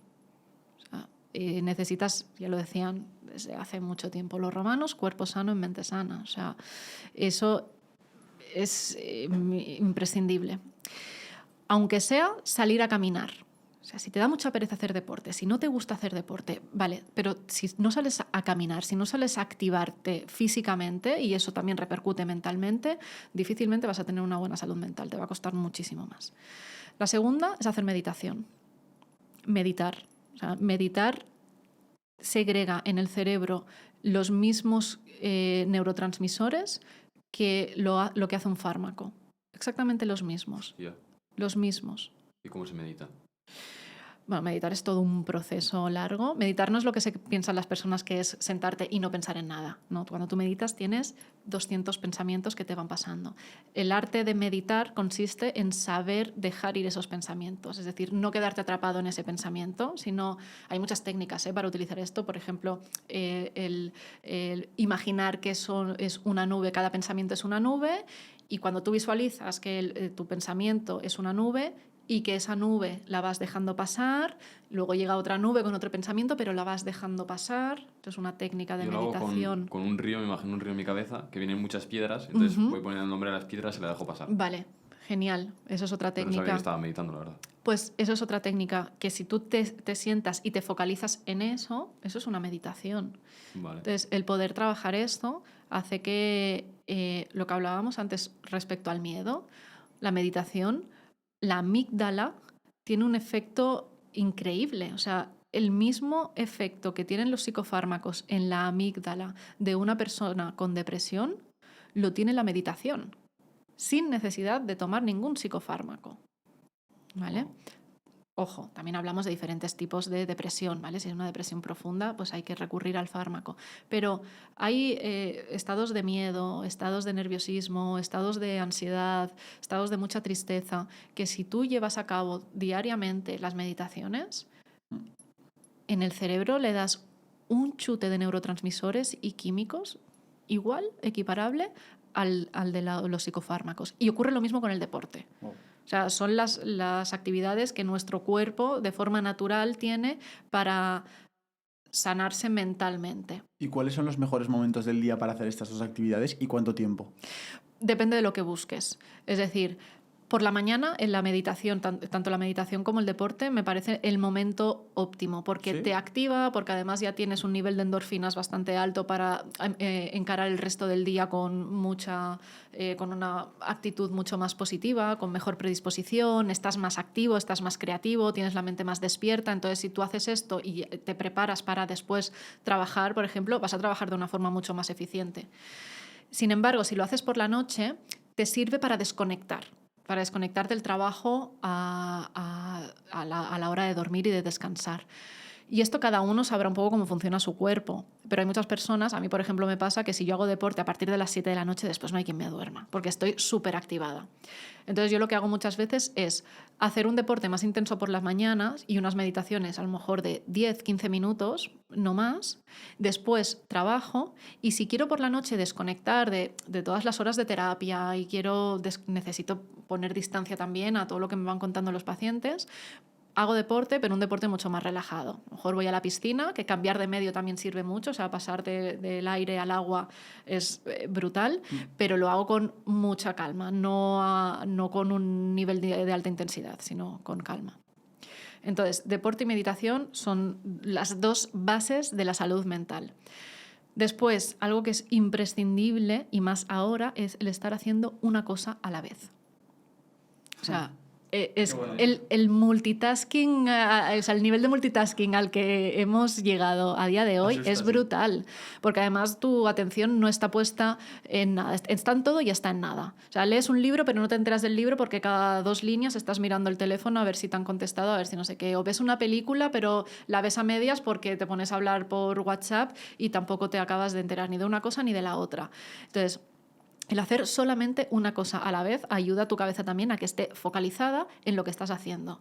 Y eso es muchísimo más eficaz que si estás haciendo 3 cosas a la vez. No, primero haz una, después haz otra y después haz otra. O sea, a lo mejor en tiempo vas a tardar un poco más, pero vas a ser mucho más eficaz. Y eso lo que también va a hacer es que tu nivel de concentración y de atención lo controles tú, no que se esté dispersando continuamente, que al final está relacionado con lo que hablamos antes del foco interno y externo. O sea, eso es un trabajo de voluntad propia que requiere de que tú seas el dueño de tu atención. Porque la atención se te va a ir continuamente si tú no eres capaz de focalizarla en lo que tú quieres. Entonces, lo que hablábamos antes, ¿no? El poner el foco en ti te permite no estar comparándote con los demás, no estar pendiente siempre de qué es lo que te falta por alcanzar, sino en lo que tú ya has conseguido y en quién tú eres. Y en el momento presente. Es otro de los problemas que tenemos, que estamos siempre con la mente o en el futuro o en el pasado, pero nunca en el presente. Tú tienes que saber controlar tu atención, porque si no, la atención hace lo que le da la gana. Se va al pasado, se va al presente, se va al pasado, se va al futuro. Ahí vienen los problemas de ansiedad, la anticipación, se va a compararte con otras personas. Entonces, no. Hacer un entrenamiento para tú controlar tu atención empieza por hacer una sola cosa a la vez y decidir tú a qué le estás prestando tu atención. Y segundo, se refuerza muchísimo con la meditación, porque consiste en eso, ¿no? En permitirte estar en el momento presente y en ser consciente del momento, en el aquí y en el ahora. Entonces, estas 3 cosas van súper bien, son cosas que podemos hacer desde ya, aplicar en el día a día y hacerlo durante unas 4 o 5 semanas, ya te digo, no es una cosa que sea de hoy para mañana, pero si tú eres constante en estos hábitos y lo haces durante 4 o 5 semanas, los resultados son brutales. Wow, qué locura. Hostia, pues yo lo que voy a probar al 100%. Y encima, esta última te quería preguntar, ¿cuánto tiempo estamos preparados para estar atentos a algo? Porque una cosa es estar trabajando y puedes ir haciendo multitasking como tú dices, pero al estar focalizado en hacer una tarea, en que quieres mejorar esa tarea o ese proyecto, ¿cuánto tiempo tú vas a estar preparada para estar 2, 3, 4, 5 horas? ¿O hay que hacer descansos a mitad? Hay que hacer descansos. O sea, el cerebro no está preparado para prestar atención por lo menos plena, al 100%, durante más de una hora. Depende de cada persona también, ¿no? Hay personas que sí que aguantan perfectamente 1 hora y media, un poquito más incluso, pero más de eso, la cabeza no está 100% en eso, ya se ha dispersado, aunque sea con pensamientos, ya no que sea mirar el teléfono, pero con pensamientos, entonces ya no te estás empapando 100% de lo que estás haciendo. También depende mucho de lo que te motive esa tarea. Es decir, siempre se ha dicho que la atención no se puede mantener durante más de 1 hora. Si tú estás jugando un videojuego que te encanta, pues estarte ahí mucho rato. O si tú estás viendo una película que te encanta, no te quedas dormido mientras ves la película. Tú mantienes esa atención durante todo el rato. ¿Por qué? Porque te motiva. La motivación es también un factor súper importante a la hora de mantener esa atención. Pero si son, por ejemplo, actividades más laborales o de estudio o que estás leyendo, que no hay mucha acción, ¿no? En un videojuego hay mucha acción, está continuamente cambiando, haciendo giros, haciendo cambios, no sabes lo que te va a venir, entonces eso te mantiene ahí activo. Pero si es algo muy llano, como es leer un libro, estudiar, hacer un trabajo, ahí sí que recomiendo hacer pausas. Y hay diferentes tipos de hacerlo. Por ejemplo, la técnica Pomodoro me parece muy, muy buena, que es prestar atención plena durante, puedes hacerlo 20 minutos, parar. Otros 20 minutos, parar, ¿no? Cada 20 minutos sería un pomodoro, dijéramos. Y eso funciona porque te mantiene durante mucho tiempo pudiendo hacer esa actividad, focalizando tu atención al 100%, que es como realmente aprovechas mejor las cosas que haces y eres más eficiente haciéndolas, ¿no? Mucho mejor hacer un pomodoro, parar, otro pomodoro, parar, que hacer quizá 1 hora seguida. Vas a perder eficiencia. ¿Y has analizado qué tipo de alimentos influyen más en la concentración? Los azúcares, lo peor. Vale. Los azúcares, lo peor. Todo lo que tenga ácido omega 3, por ejemplo, el salmón, el aguacate, las nueces, todo eso es lo que mejor va para la concentración o para la neurogénesis en general, ¿no? Para el desarrollo de nuevas neuronas. Esos alimentos van muy bien. Y todo lo que son azúcares, bollería industrial, las harinas tampoco, bueno, al final son azúcares, ¿no? Los hidratos de carbono, eso es lo que menos recomiendan, pero al final, claro, los alimentos que tú comes es el combustible que tú le das a tus células, ¿no? Entonces ya no es solamente que vaya bien o mal para el cerebro o para la atención, sino que en general todo lo que le va bien a tu cerebro le va bien al resto de células de tu cuerpo, ¿no? Porque al final es de lo que se alimentan. ¿Y el ayuno? ¿Lo has llegado a probar? Yo no he probado el ayuno, he leído un poco, pero la verdad no soy experta en ese tema. No te sabría decir, ahí honestamente. Pues vamos a hablar de un tema que sí que es experta y yo creo que es muy interesante, es el tema de la depresión. Para un poco saber que una persona sepa a ciencia cierta de que está en un proceso de o inicio de depresión o una depresión profunda. ¿Qué es una depresión primero y cómo detectas si estás en una o no? La depresión es un estado de tristeza lo suficiente largo y profundo como para que se vea afectado en tu ámbito profesional y en tu ámbito personal y social. Vale. En el momento en que tu estado de ánimo empieza a intervenir de forma negativa en algunos de estos 3 ámbitos, ojo. Entonces, si eso se mantiene durante más de 5 o 6 meses, ahí ya tenemos criterios clínicos suficientes como para decir que esa persona tiene un trastorno de depresión. Pero 5 o 6 meses en los que esa persona no puede ser feliz. No que no pueda ser feliz, sino que su estado de anímico es muy bajito. Llora mucho. También hay mucho. Bueno, no es necesario llorar, para estar triste. O sea, que cada persona expresa la tristeza de formas muy diversas. Incluso, hay personas que nunca dirías que tienen una depresión y la tienen. Hemos visto casos de famosos que se están riendo hasta el día anterior y se han terminado suicidando. Sí. El cómo uno Lo expresa... enmascaran. Cómo uno expresa las emociones es totalmente variable. No porque una persona llore más significa que está más triste que otra que no llora. La tristeza es algo que se lleva por dentro. Entonces, por eso uno mismo tiene que ser consciente de cómo está por dentro, porque a lo mejor la persona que está a tu lado no lo puede detectar.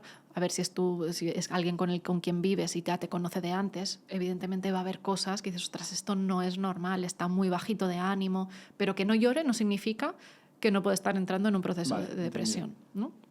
Entonces, cuando tú empiezas a sentir que tienes pensamientos como muy negativos, que no tienes la misma energía que habitualmente tienes, que estás desmotivado con tus proyectos y que no disfrutas, sobre todo, de lo que antes disfrutabas, ahí, ojo, si eso se va manteniendo en el tiempo y empieza a influir en tu trabajo, pues te empiezas ya a llegar tarde porque no te quieres levantar y te da mucha pereza y te estás muy desmotivado, empiezas a entregar los proyectos como a medias y tarde porque estás desmotivado, porque no tienes la fuerza, porque no tienes la energía, porque no tienes la concentración, porque la tristeza también lo que hace es que no te puedas concentrar bien. Ahí ya está influyendo en uno de estos ámbitos, ¿no? Que es el laboral o el profesional. En el momento en que también, ¿no?, tu estado de ánimo te empieza a aislar un poco de la gente, de tus amigos, que no te apetece salir, que es que ahora no te apetece ver gente, que es que ahí también es otra manera en la que puedes ver que te está afectando demasiado ese estado de ánimo. Que un día estés triste, que una semana, que 2 semanas, estás pasando por un mal momento, estás pasando por un proceso de lo que sea y te sientas así, no pasa nada. Pero cuando esto se alarga ya 4, 5 meses, 6, ya estamos en un límite un poco peligroso, es momento de o buscar ayuda profesional o empezar a hablar también con tus personas más allegadas, si es que no te has atrevido a hacerlo antes, pero por lo menos hablarlo, porque eso también libera mucho. El poder hablar de cómo te sientes, de tus emociones, liberarte, expresarte, eso también ya de por sí es terapéutico. Pero si es necesario, pedir ayuda profesional. Uh-huh. Me ha encantado lo que has dicho de lo del trabajo. Creo que, bueno, está saliendo ahora de moda un documental en Netflix, no sé si lo has visto, de las zonas azules, que hablan de zonas longevas en las que llevan más de 100 años y están analizando el por qué pasa eso. Y un principal punto era el Ikigai, era la razón de ser de una persona, que era el trabajo. Uh-huh. ¿Tú has visto relaciones claras entre una persona que le apasiona a lo que se dedica profesionalmente, no a lo que se dedica de hobby, sino profesionalmente, lo que le da dinero, con la felicidad que tiene esa persona y con su estado de ánimo y su nivel de salud mental? Desde luego. O sea, cuando tú tienes un propósito y ese propósito, que es lo que te motiva, se lo puedes dedicar el mayor tiempo posible de tu día a eso, al final lo que haces es dedicarle la mayor parte de tu tiempo a algo que te gusta. Y eso es un privilegio. Eso es un lujo. Si tú tienes algo que te motiva, pero casi no le puedes dedicar tiempo porque estás haciendo un trabajo, ese trabajo no te gusta, al final tu calidad de vida cambia porque estás dedicando el recurso más bonito y más valioso que tenemos, que es el tiempo, a algo que no te gusta, que no te reconforta. Entonces, ahí hay una diferencia importante entre las personas que trabajan en ello y además, al trabajar en ello, estar motivados, tener esa vocación, también consiguen resultados mucho mayores que una persona que no está motivada con el trabajo que tiene. Entonces, al final es como un bucle, ¿no? El bucle en el que todo te va saliendo bien y te sientes bien haciéndolo, y como te sientes bien haciéndolo, cada vez también te van saliendo mejor las cosas y eso repercute continuamente de forma positiva. O puedes entrar, que no tiene por qué, pero puedes entrar en el bucle contrario, ¿no? De no estar satisfecho con lo que haces, no encontrar la motivación, entonces pierdes un poco tu propósito de vida. Entramos ahí en las crisis existenciales que se derivan precisamente de eso, ¿no? De qué estoy haciendo con mi vida, porque le estoy dedicando tanto tiempo a algo que no me interesa y a lo que realmente le tengo valor y le tengo aprecio, no le estoy pudiendo dedicar el tiempo que yo quisiera. Mi familia, salir, pasear, ver atardeceres, no lo sé, o a su hobby, ¿no? Eso marca mucho la diferencia. Pero Alba, ¿crees que existe esa pasión que tenemos todos? Porque muchas veces la gente se pierde buscando esa pasión que quizás no existe o quizás son varias pasiones las que puedes tener. ¿Existe esa pasión ideal? Yo creo que todo el mundo tenemos pasiones. Lo difícil es encontrarla. Lo difícil es que tú te conectes contigo mismo, que tengas esas conversaciones que todos necesitamos tener con nosotros mismos para conocernos, para saber qué es lo que nos gusta, qué es lo que no nos gusta y qué es lo que nos motiva, ¿no? ¿Cuál es ese motor que a nosotros nos hace movernos? Para mí puede ser uno, para ti será otro, para él será otro, pero todos tenemos un motor que nos mueve y que nos motiva hacia algo. Lo que pasa que lo difícil a veces es encontrarlo entre tanto ruido. Ya. Y ahí hablas, he visto una parte que me parecía muy curiosa acerca de la fuerza vital. Ujú. ¿Este concepto qué significa? Porque vi que, o sea, lo comentabas acerca de un documental, de no sé qué y tal, pero ¿qué es este concepto de fuerza vital y cómo nos puede beneficiar saberlo y entenderlo y aplicarlo en nuestra vida? El documental, que es de un psiquiatra que es Stats, habla de la fuerza vital, es un concepto que, bueno, él ha acuñado así y hace referencia precisamente a lo que estábamos hablando antes. O sea, todos tenemos una fuerza vital innata. El problema es si no le sabemos sacar provecho o si no la activamos. Vale. Esa fuerza vital viene de las cosas que todos tenemos y que necesitamos aprovechar al máximo, que es la meditación, que es el ejercicio y que son nuestras relaciones. Vale. Cuando tú tienes en cuenta estos 3 factores que son la base de tu bienestar y de tu salud mental, se empiezan a mejorar muchos de los aspectos de tu vida que ahora mismo te mantienen triste o que te mantienen en un estado de ánimo bajito. Entonces, antes de empezar a medicarte, antes de empezar a hacer un tratamiento de tal o cual cosa, vamos a ver cómo están esos 3 pilares que forman parte de tu fuerza vital, porque si no los estás alimentando, si no les estás prestando atención, si no estás haciendo nada por mejorar, por mucho que hagas otras cosas, es que la base no está bien. Entonces, vamos primero a la base. Vale.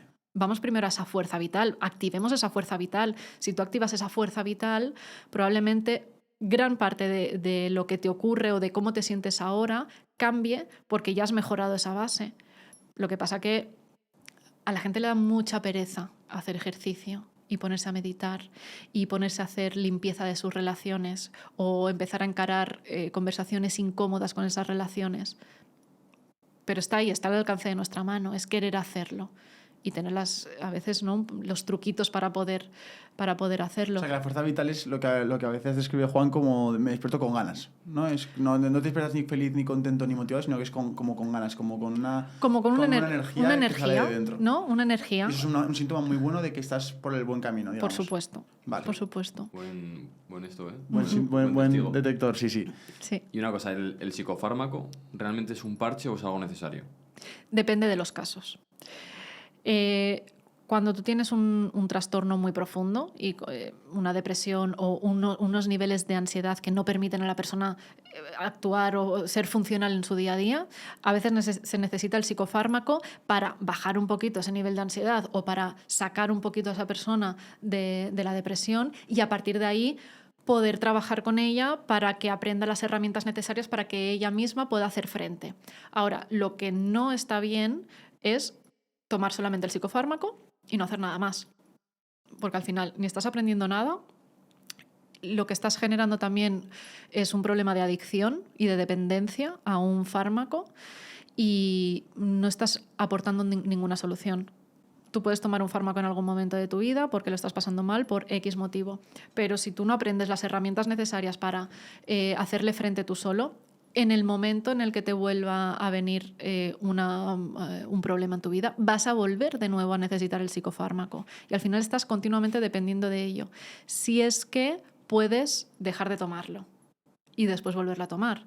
En el peor de los casos, lo que haces es crear una dependencia, no puedes dejar ese psicofármaco, ya no tienes el problema que hizo que estuvieras triste, pero si lo dejas, te viene el bajón, ¿no? Te viene el efecto rebote. Has creado otro problema, ¿no? Has creado otro problema y cada vez necesitas más dosis para estar en un nivel normal de funcionalidad. Entonces, el psicofármaco sí es necesario, igual que cuando te duele la cabeza te puedes tomar un Gelocatil, pero cuando realmente te duele mucho la cabeza y cuando ya has descansado y ya te has hecho todo lo necesario para que de otra forma se te pase ese dolor de cabeza. Si no lo consigues así, tómate un Gelocatil, no pasa nada. El psicofármaco es exactamente lo mismo. Hay muchas otras maneras de intentar resolver las dificultades que puedes estar teniendo a nivel emocional y anímico Si de esa forma no se consigue y el nivel de trastorno o de ansiedad o de sea lo que sea, ¿no? Hay muchísimos síntomas, es muy profundo, tomemos el psicofármaco, pero siempre acompañado de terapia, de que tú vayas aprendiendo herramientas y que tú las puedas ir aplicando. Además, yo creo que la conclusión de todo esto es, oye, ¿realmente estás haciendo todo lo que está en tu mano antes de ese remedio? Es decir, es como la gente que dice, no, es que me voy a hacer el balón gástrico, ¿no? Claro. Para bajar de peso. Pues estás haciendo deporte, estás comiendo bien, vamos a analizar eso primero, o lo que tú dices, dolor de cabeza. ¿Te has ido a dar un paseo de 1 hora y media sin estímulos digitales? A ver qué tal, porque solamente a lo mejor ya no necesitas esa pastilla, ¿no? Ese ibuprofeno, ese tal. Entonces, yo me quedaría con eso. Y luego, hay un tema que quiero aprovechar hablar contigo, porque en el podcast nos gustaría más hablar de esto, pero no nos cuesta la gente con la que poder hablar, y es el miedo a la muerte, y es el miedo a envejecer. Tenemos amigos que tienen miedo a envejecer, que llevan fatal esto. Y lo que se llama luego después la crisis de los 30, las crisis de los 40, crisis de los 50. ¿Por qué pasa esto en el ser humano? ¿Por qué tenemos tanto miedo a la muerte? ¿Y cómo podemos gestionar mejor este miedo que tenemos a ella? El miedo a la muerte es lo que nos mantiene vivos. Entonces, estamos preparados para tenerle ese miedo a la muerte porque al final es lo que asegura nuestra supervivencia. Pero el tener miedo a la muerte no es sinónimo de tener miedo a envejecer. Es decir, son dos cosas diferentes. Yo creo que es envejecer el miedo realmente. Sí. Para mí envejecer es lo mejor que te puede pasar en la vida. O sea, si no envejeces es que te has muerto. O sea, de acuerdo. Lo mejor que te puede pasar en la vida es que envejezcas y que puedas llegar a los 40, a los 50, a los 60 y a todos los que puedas. Entonces, a mí me parece absurdo el tener miedo a envejecer. ¿Qué es el miedo a envejecer? Que te salgan arrugas, que te salga barriga, que te quedas calvo, ¿por qué? Entonces, ¿el miedo es a envejecer o es a no gustar? ¿Cuál es el miedo? Porque son miedos diferentes. Es decir, si nos paramos a pensar, creo que todos conocemos a alguna persona que se ha ido antes de tiempo, que se ha ido joven, y creo que eso es lo peor que te puede pasar. Pero envejecer es un privilegio. Envejecer es lo mejor que nos puede pasar a todos. Ojalá todos podamos envejecer. ¿Y cómo llevar mejor la crisis de esas famosas crisis que tenemos? Yo creo que es un poco que la vida te está avisando de, oye, estás haciendo lo que quieres hacer en tu vida, estás ordenando tu casa bien, metafóricamente, ¿no? Estás haciendo eso que tú querías hacer a nivel de familia, a nivel de tal, o como que a lo mejor es un recuerdo, esa crisis, como una llamada a la acción de, oye, te va a venir bien porque es un recordatorio de que hagas lo que tienes que hacer, ¿no? Como que hasta lo veo positivo, podría llegar a verlo. Aunque parece un poco masoca, es verdad, es como que lo veo, que te llegue esa crisis como algo positivo porque es como que la vida te está metiendo una colleja de decir, oye, piensa en lo que tienes que pensar, vamos a dar una vuelta a esto, vamos a reflexionar, estás a tiempo aún de tomar una decisión distinta en tu vida, ¿no? Claro. Y creo que eso es una de las cosas más positivas que tiene la muerte o que tiene el hecho de que tengamos miedo a morir. Saber que todo tiene fecha de caducidad y que si no lo haces ahora, te vas acercando a un momento que puede que no lo puedas hacer más. Bueno, que puede no, que seguro que cuando llegue no lo vas a poder hacer. Entonces tú sabes que tus días tienen una fecha de caducidad, aunque no sepas cuándo es.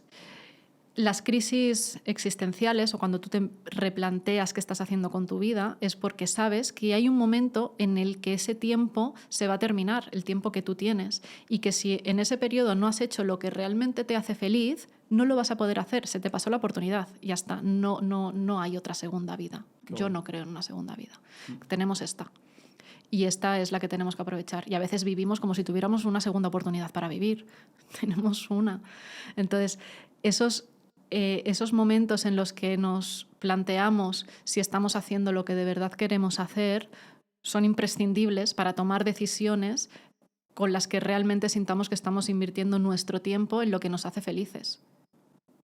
Una vez leí una frase que a mí me cambió completamente la mentalidad, y es que no hay peor traición que no hacer lo que hace que te brillen los ojos. O sea, ¿qué es lo que a ti hace que te brillen los ojos? Pues ve a por ello. Tienes una oportunidad para hacerlo. ve a por ello. Como para después rayarte en, pero es que si sale mal, es que si no... Claro, pero es que, ¿qué prefieres? ¿Llegar un momento en el que te arrepientas de no haberlo ni siquiera intentado o haberlo intentado y, bueno, que haya salido bien o mal? Si sale bien, genial. Y si sale mal, lo intentaste. Pero no te quedaste con el, ¿y si lo hubiera intentado? ¿Y si hubieras triunfado? ¿Y si, no? ¿Y si lo hubieras ¿Cuál crees que es el conseguido? principal freno al fracaso, ¿no? Yo creo. El miedo al fracaso y las propias limitaciones que nos ponemos cada uno, el buscar las excusas en vez de las oportunidades.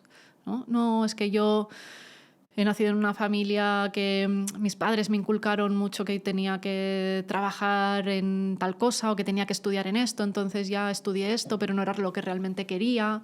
O es que yo no pude estudiar, es que... Y hay situaciones, ¿no? Pero, vale, ¿y qué te impide ponerte ahora a estudiar? ¿Qué te impide ahora dejar de hacer lo que estás haciendo? Vale, a lo mejor a tu padre no le gusta, pero ¿de quién es tu vida? O sea, ¿de quién estás viviendo la vida? ¿La tuya o la de tu padre? Y al final también es plantearte, bueno, si esta persona me quiere, probablemente esté feliz de que yo haga lo que me hace feliz, porque al final es eso el amor. Entonces, entrar en esas crisis existenciales, en esas preguntas que nos hacemos, yo creo que son súper positivas para a veces redirigir nuestra vida, decirnos que esto no lo quiero. O sea, esto es lo que me está haciendo sentir mal, esto es lo que me está haciendo tener el miedo a que sigan pasando los años de la misma manera y seguir con esta sensación de insatisfacción. Pues, quiero cambiar esto. Has dicho una cosa que yo creo que va a ser un tema de conversación, que es el tema de lo que piensa tu padre, lo que piensa tu madre. ¿Te viene mucha gente a consulta con estos problemas? Muchísimo. De estar a la altura, heridas, yo creo que también son heridas genéticas, emocionales, de mi padre no pudo hacer esto en su vida, entonces me lo recrimina. Claro. ¿Qué pasa aquí? Vamos a analizar esto. Claro, ahí hay mucho miedo, porque al final las figuras que tenemos de referencia más importantes son nuestro padre y nuestra madre. Entonces, su opinión o su aprobación es de lo más importante que tenemos a la hora de tomar decisiones, ¿no? Que tu padre o tu madre apruebe lo que quieres estudiar, apruebe tu pareja, apruebe dónde quieres vivir. Esa aprobación, es verdad. Es aprobación. Entonces, cuando no tienes esa aprobación o cuando crees que no vas a tener esa aprobación, te surge ese miedo, el miedo a no ser aprobado por unas personas que son muy importantes en tu vida. Y ahí lo que tienes que hacer es pararte, primero, a hablar con esas personas, a exponerles de forma totalmente honesta qué es lo que a ti te hace feliz. Y cuando hay amor, normalmente los padres se sienten felices de que sus hijos tomen las decisiones que lo hacen feliz, aunque piensen que no es el mejor camino. Y entonces ahí está cuando entra el consejo, ¿no? Ya, pero ya sé que tú quieres estudiar esto, pero esto no tiene salida, mejor estudia empresariales o estudia medicina o estudia abogacía, porque esto sí que tiene salida y vas a poder... O sea, al final el padre o la madre también le da el consejo o quieren que haga algo porque los quieren mucho a los hijos, ¿no? Y también ese amor es el que les intentan dar el mejor consejo. Pero cuando una persona no es feliz con lo que está haciendo, tampoco va a llegar lejos. No vas a triunfar haciendo algo que no te gusta, que no te motiva, que no te mantiene, porque para triunfar en algo y para llegar lejos tienes que darle mucha caña, todos los días, muchas horas. Y lo puedes hacer, pero sin motivación no lo vas a sostener en el tiempo. Y la persistencia es clave para el éxito, lo que cada uno considere éxito. Pero ser persistente es clave. Entonces, si tú no tienes esa motivación, si a ti algo no te hace feliz, vas a poder trabajar en ello. Pero... Y aún así, ¿no crees que la gente suele actuar en base a sus heridas? Por ejemplo, pues imagínate, mi padre no me ha hecho mucho caso, pero como no te hace caso, quieres demostrarle todo el rato. Y todo lo que haces es para demostrar, no sabes a quién, pero seguramente sea a tu padre, aunque no esté vivo, pero es para demostrarle eso. ¿No crees que todos estamos haciendo algo en base a los traumas del pasado? Sí, y es muy difícil darse cuenta incluso de qué estamos haciendo en base a ello. Y cuando tú te paras y haces un trabajo de introspección y empiezas a detectar qué cosas estás haciendo por y para otra persona, ahí puedes empezar a cambiarlo. Pero si tú no haces previamente ese trabajo de introspección y de autoconocimiento, y que puedes tardar años en darte cuenta de que hay cosas que estás haciendo solo para conseguir la aprobación de tu padre o de tu madre, pero si tú no te das cuenta, es uno de los focos que probablemente continuamente esté ahí y eso que piensas, ostras, es que lo tengo todo, pero no acabo de ser feliz, no acabo de estar satisfecho. Probablemente hayan cosas que tú no estás detectando, pero que están ahí, que te están influyendo. Entonces, para un momento, siéntate a escucharte, siéntate a hacer un autoanálisis, una autorreflexión, a conversar contigo mismo y a detectar cuáles son esas cosas que puedes estar haciendo por inercia y sin darte cuenta, pero que en realidad no es lo que tú quieres hacer. Qué bueno. ¿Cómo perdonar de forma efectiva a una persona que te ha hecho daño? El perdón, bueno, un temazo. Primero porque la gente cree que tiene que perdonar para que el otro se sienta bien. Y eso no es así. Uno tiene que perdonar desde su interior, es un proceso que tienes que hacer tú para tú también sentirte bien contigo mismo, ¿no? Y luego ya viene por el otro. Pero primero que para perdonar lo tienes que hacer desde el corazón, es decir, es algo que tú tienes que sentir y es algo que tú tienes que trabajar muchísimo. Porque ponerte en el lugar de la otra persona para intentar entender por qué ha hecho lo que ha hecho. Hablamos otra vez del modelo de mundo. Entender el modelo de mundo de la otra persona y por qué ha hecho lo que ha hecho y ya cómo ha repercutido en ti y el daño que a ti te ha generado, ¿no? Pero para perdonar primero tienes que entender que la otra persona no ha actuado por ti. Ha actuado así por ella, por sus inseguridades, por sus creencias, por su educación. O sea, la otra persona no ha actuado a ti para hacerte daño concretamente a ti. Ha actuado así porque sus acciones hablan de él, no hablan de ti o de ella, no hablan de ti. Entonces, entender primero eso alivia bastante la sensación de dolor porque entiendes que no ha sido algo personal contigo. Es algo que tiene que ver con la otra persona. A partir de ahí, claro, pueden ser 1000 cosas, ¿no? Por ejemplo, una infidelidad. Una infidelidad puede ocurrir por muchos motivos. Uno de ellos puede ser, por ejemplo, pues que la otra persona sea una persona muy insegura y que ya como no tiene seguridad en la relación y piense que tú estás haciendo lo mismo por ahí, dices, ostras, yo me voy a curar en salud y voy a hacer también la mía, porque seguro que mi pareja está haciendo lo mismo por ahí, entonces cojo y yo también lo hago, ¿pero por qué? Porque piensa que su pareja está haciendo lo mismo. Entonces es un tema de inseguridad, tanto en ella misma como en su pareja. No es una cosa que le esté haciendo para hacer daño a su pareja. Hay un tema ahí que tiene que ver con esa persona, con la persona que comete la infidelidad y que no tiene que ver con al que le han sido infiel. Entonces, entendiendo eso, es mucho más fácil poder llegar a perdonar. Que ojo, perdonar no significa que a mí me deje de doler lo que has hecho o que yo haga como que no ha ocurrido nada, que eso también es un error. O sea, tú me puedes pedir a mí perdón, pero no pretendas que yo haga como que esa herida que tú has generado ya no me duela, me sigue doliendo. A lo mejor necesito bastante tiempo para procesar lo que ha ocurrido y para perdonarte de corazón. Entonces, tú me puedes pedir perdón, ok, pero eso no significa que ya volvamos a tener la misma relación que antes. O incluso aunque yo haga el proceso, a lo mejor yo no puedo volver a confiar de la misma manera en ti y también es respetable porque hay algo que se ha roto. Pero poder entender los actos de la otra persona desde su modelo de mundo, desde cómo es la otra persona y no desde de una forma egocéntrica, ayuda muchísimo a perdonar. ¿Y perdonarte a ti mismo? Y perdonarte a ti mismo creo que es incluso mucho más difícil que perdonar a la otra persona. Pero al final tú también tienes que ser compasivo, ¿no? Autocompasivo contigo mismo. Cuando tú haces algo que consideras que está mal y sientes esa culpa,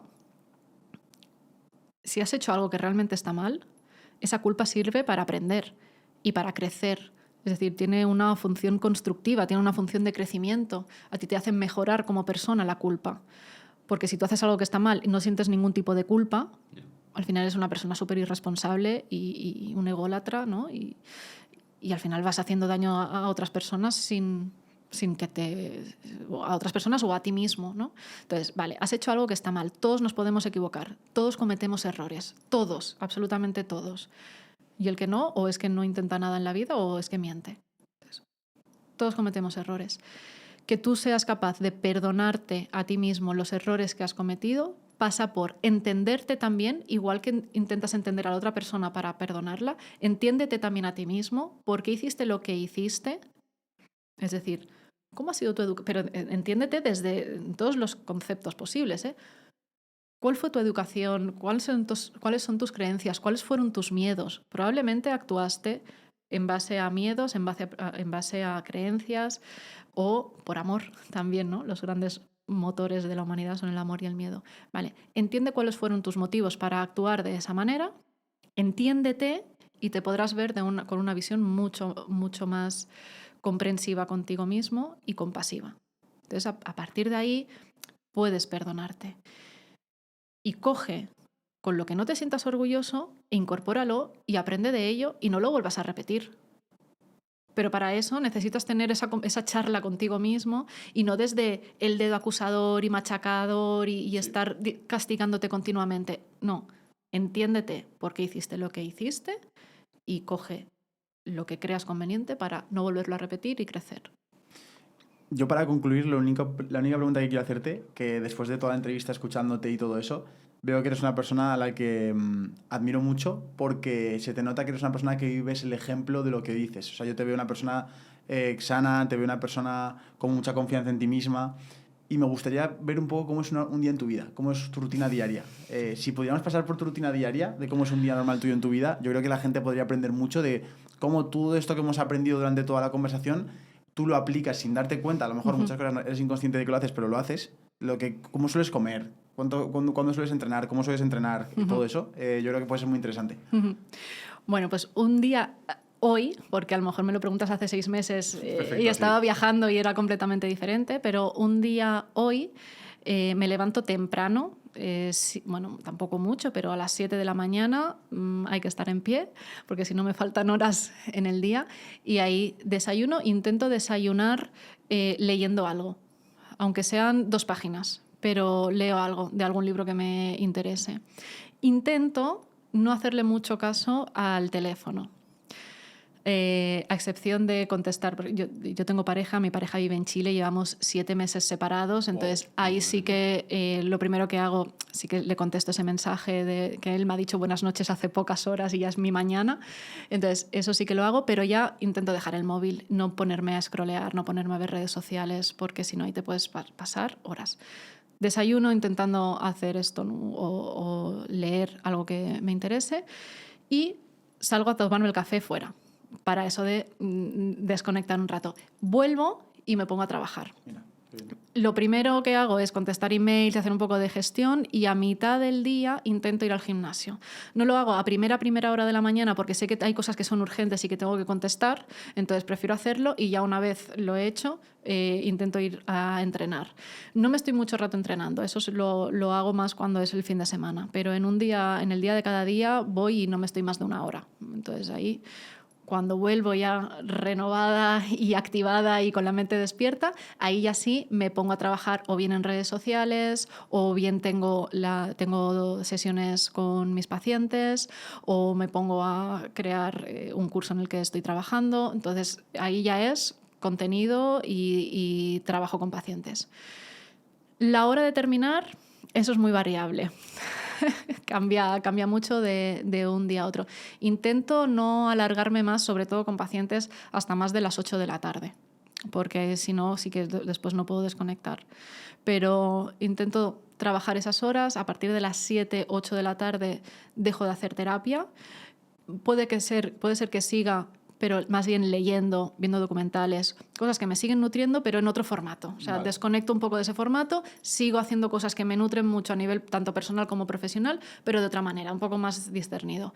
Y a partir de ahí también salgo o bien con amigos, o bien me voy a ver a mi abuela, que es la persona por la que volví a Barcelona después de estar tanto tiempo viajando, o con mi familia. Entonces, intento dividir mucho el tiempo de mi día a día en mi propósito ahora mismo personal y profesional, cuidarme a nivel físico y mental y estar con las personas que quiero y dedicarles mi tiempo y mi cuidado y mi cariño.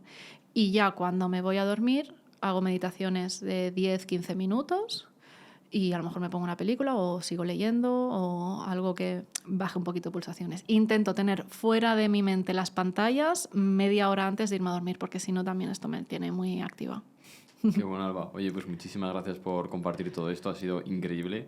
Muchas gracias a de los mejores vosotros. podcasts que han pasado por aquí, te lo puedo asegurar. Muchas gracias. Y nada, no sé si tienes algún mensaje que enviar o alguna cosa, pero ahora si quieres es tu momento. Bueno, yo nada, agradeceros a vosotros el espacio, este tiempo, el conoceros. Para mí también sois personas súper admirables porque siendo lo jóvenes que sois, habéis trabajado durísimo y de una forma, como lo que decía, ¿no? Muy constante y estando ahí a duras y a maduras y día tras día, y eso para mí tiene mucho mérito y mucho valor. Pues muchísimas gracias, Alba. Y... Dejaremos su libro, sus redes sociales, toda la información de Alba en la descripción, así que podéis chequearlo y seguirlo por ahí. Y nada, chicos, ya sabéis, si os ha gustado esto, suscribiros al canal, votad esto en audio en cualquier sitio en el que estéis escuchándolo o viéndolo, y nos vemos en el próximo episodio. Adiós. Chao.